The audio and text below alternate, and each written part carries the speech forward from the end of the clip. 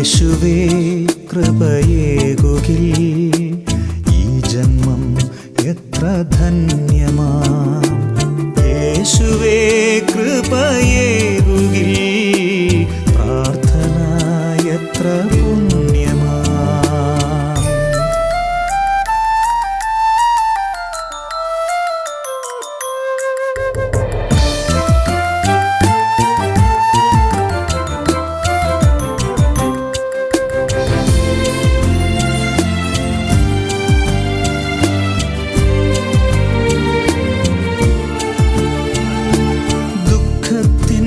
സാഗരമധ്യത്തിൽ പെട്ടു ഞാനുഴലുമ്പോൾ,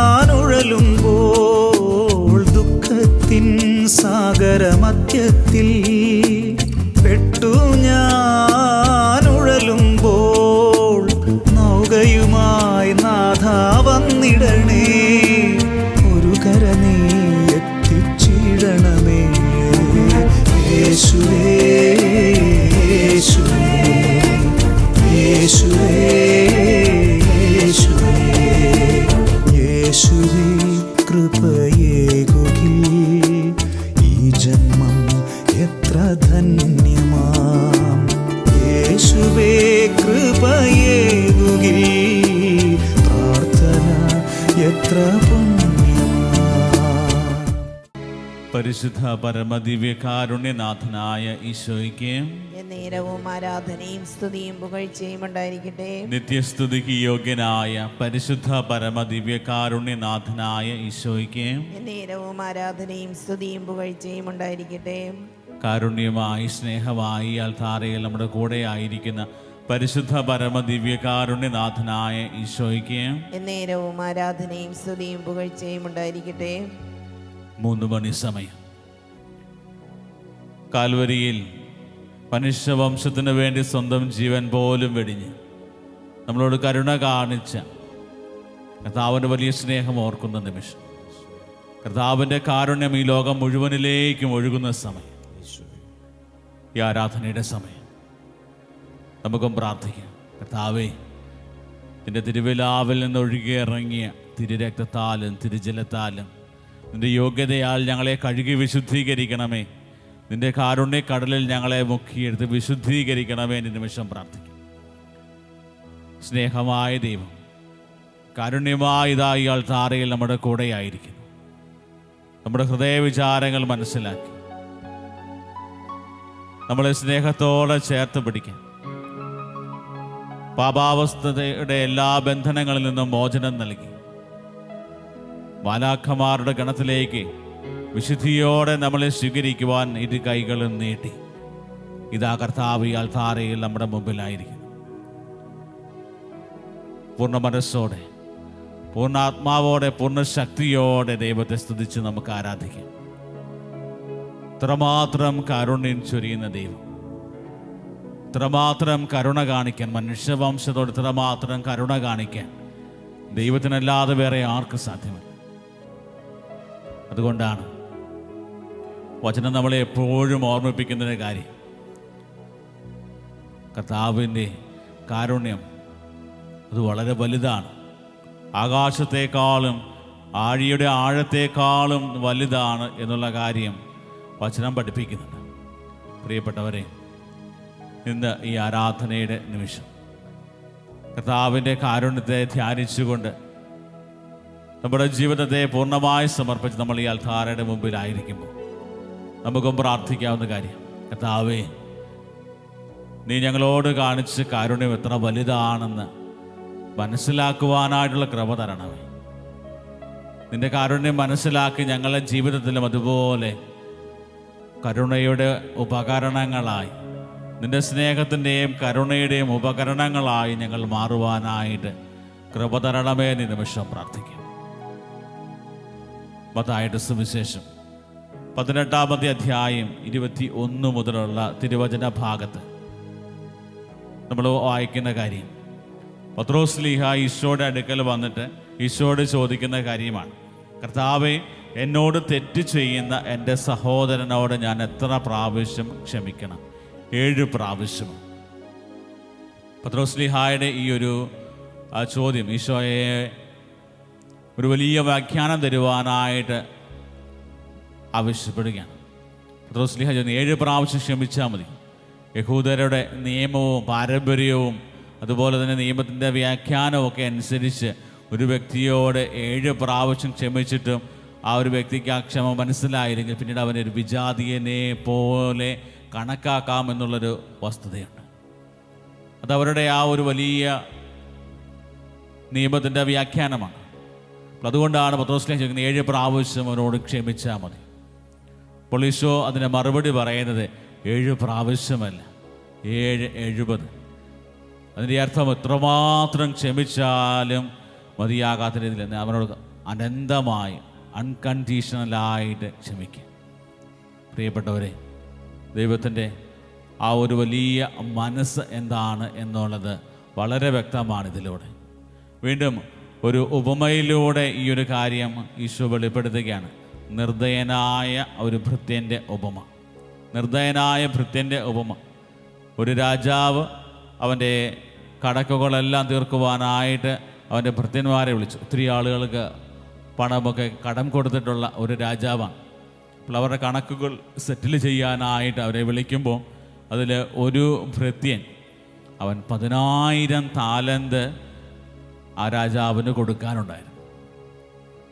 ഒരു താലന്ത് എന്ന് പറയുന്നത് തന്നെ ഒരു ദിവസത്തെ അധ്വാനത്തിന് നമുക്ക് ലഭിക്കുന്ന കൂലിയാണ്.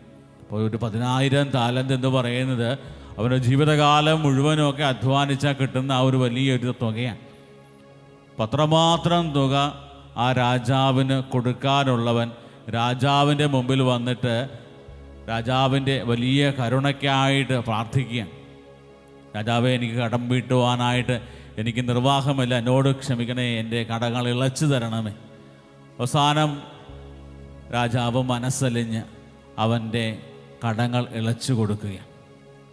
10,000 താലന്ത്, വലിയൊരു എമൗണ്ട് പൂർണ്ണമായിട്ടും ഇളച്ചു കൊടുത്ത് അവനെ വെറുതെ വിടുകയാണ്. അല്ലെങ്കിൽ അവൻ ജീവിതകാലം അവനും അവൻ്റെ ഭാര്യയും മക്കളും എല്ലാവരും ഒരുപോലെ ജോലി ചെയ്തെങ്കിൽ മാത്രമേ ഈ കടം വിട്ടുവാനായിട്ട് സാധിക്കത്തുള്ളൂ. അത്രമാത്രം വലിയ ഒരു കടം ആ രാജാവ് ഇളച്ചു കൊടുത്തു. അവൻ ഇറങ്ങി വരുന്ന വഴിക്ക് നമുക്ക് വീണ്ടും കാണുന്നത് അവൻ്റെ വേറൊരു ഭൃത്യനെ കാണുകയാണ്. അവൻ തരാനുള്ളത് വെറും 100 ദനാറ മാത്രമാണ്. ആ 100 ദനാറ മേടിക്കുവാനായിട്ട് അവൻ്റെ കഴുത്തിന് ഞെക്കിപ്പിടിച്ചുകൊണ്ട് അവരോട് പറയുകയാണ്, നീ 100 ദനാറ തന്നിട്ട് ഇവിടുന്ന് പോയാൽ മതി.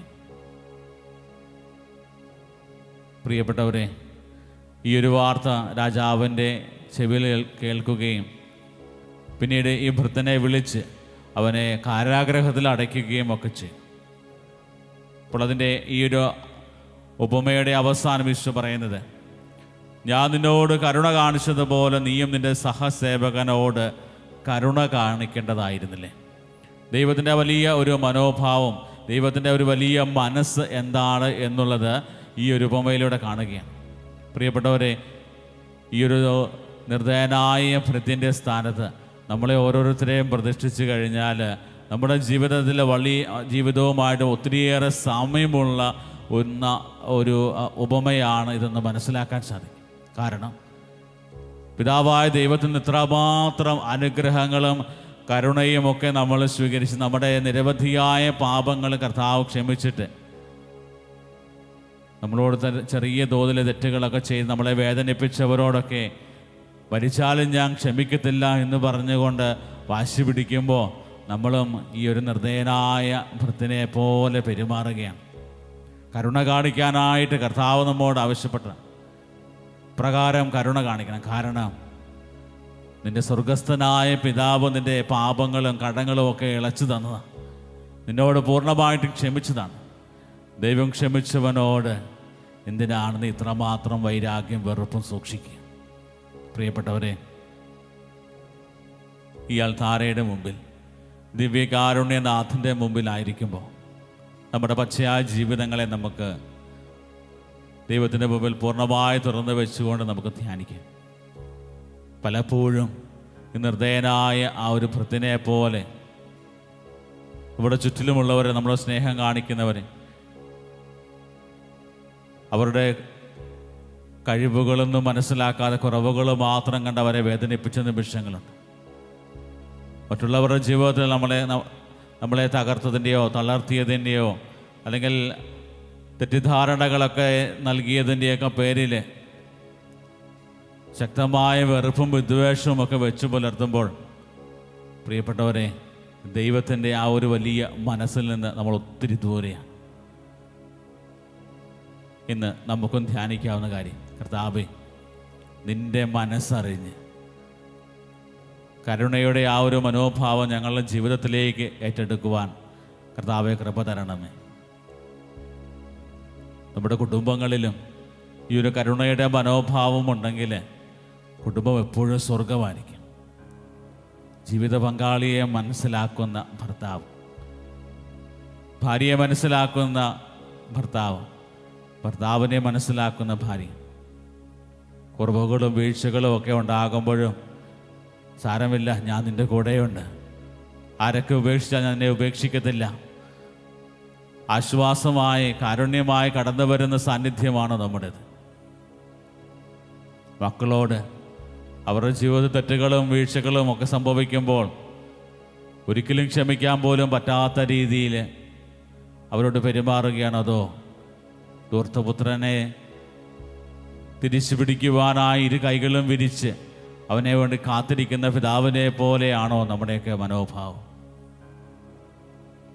സഹോദരർ തമ്മിലും ചെറിയ കാര്യത്തിൻ്റെ പേരിൽ പലപ്പോഴും സ്വത്തും അതുപോലെ തന്നെ മറ്റു കാര്യങ്ങളൊക്കെ ഭാഗം ചെയ്യുന്ന സമയത്ത് കടുത്ത ശത്രുതയിലേക്ക് കടന്നു പോകുന്നവരെ കാണാറുണ്ട്. ക്ഷമയുടെ ആ ഒരു പാഠം പലപ്പോഴും നമ്മുടെ ജീവിതത്തിൽ മറന്നു പോവുകയാണ്. കരുണ കാണിക്കുന്നതിൻ്റെ ആവശ്യകത പലപ്പോഴും മറന്നുപോകും. കർത്താവേ, ഈ നിമിഷം ഞങ്ങൾ പ്രാർത്ഥിക്കുന്നു, കർത്താവേ, പൂർണ്ണമായിട്ടും ക്ഷമിക്കുവാനും നിൻ്റെ മനസ്സറിഞ്ഞ് നിൻ്റെ മനസ്സുപോലെ മറ്റുള്ളവരോട് കരുണ കാണിക്കുവാനായിട്ടുള്ള കൃപ തരണമെന്ന് പ്രാർത്ഥിക്കും. കരുണയുടെ ജപമാല ചൊല്ലി നമ്മൾ പ്രാർത്ഥിക്കുന്ന സമയമാണ്. നമ്മുടെ ജീവിതങ്ങളിലും കർത്താവിൻ്റെ കാരുണ്യം നിറയുവാനും ആ കാരുണ്യത്തിൻ്റെ ആ ഒരു വലിയ മനോഭാവം നമ്മുടെ ജീവിതത്തിൽ നിറഞ്ഞ് നമ്മുടെ ചുറ്റുമുള്ളവരിലും ദൈവിക ചൈതന്യം നിറയ്ക്കുവാനായിട്ടുള്ള കൃപയ്ക്ക് വേണ്ടി പ്രത്യേകം പ്രാർത്ഥിക്കും.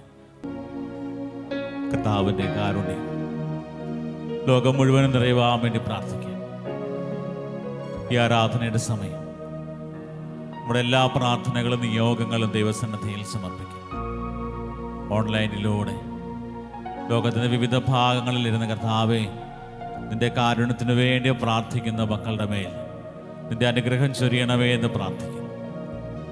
അവൻ ഞങ്ങളുടെ ജീവനങ്ങളെ സമർപ്പിക്കും, ഞങ്ങളുടെ കുടുംബങ്ങളെ സമർപ്പിക്കും, പരീക്ഷയ്ക്കായിട്ട് തയ്യാറായിക്കൊണ്ടിരിക്കുന്ന മക്കളെ സമർപ്പിക്കുന്നു. താവേ, വിശുദ്ധരായി ജീവിക്കുവാൻ, വിശുദ്ധിയോടെ നിന്നെ മഹത്വപ്പെടുത്തുവാനുള്ള കൃപ തരണമെന്ന് പ്രാർത്ഥിക്കും. താവേ, ഞങ്ങളുടെ വ്യക്തിപരമായ പ്രാർത്ഥനകളും നിയോഗങ്ങളും സമർപ്പിക്കും. താവേ, നിന്റെ ആശീർവാദത്തിനായതാ ഞങ്ങൾ ഈ സമയം മുട്ടുകുത്തുമ്പോൾ ഞങ്ങളുടെ ജീവിതങ്ങളെ നിന്റെ വലിയ കാരുണ്യ കടലിൽ കഴുകി വിശുദ്ധീകരിക്കണമെന്ന് പ്രാർത്ഥിക്കും. താഴ്ന്ന സ്വരത്തിൽ ദൈവത്തെ സ്തുതിച്ചുകൊണ്ട് കർത്താവിൻ്റെ ആശീർവാദം നമുക്കിപ്പോൾ സ്വീകരിക്കാം.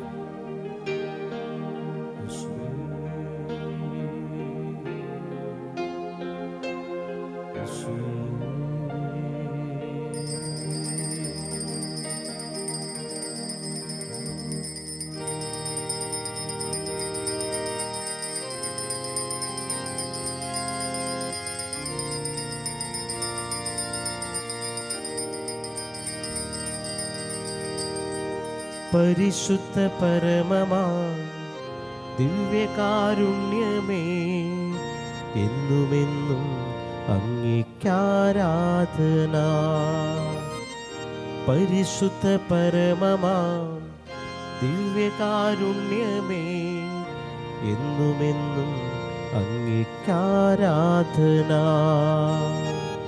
പരിശുദ്ധ പരമമാ ദിവ്യകാരുണ്യമേ, എന്നുമെന്നും അങ്ങേക്കാരാധന.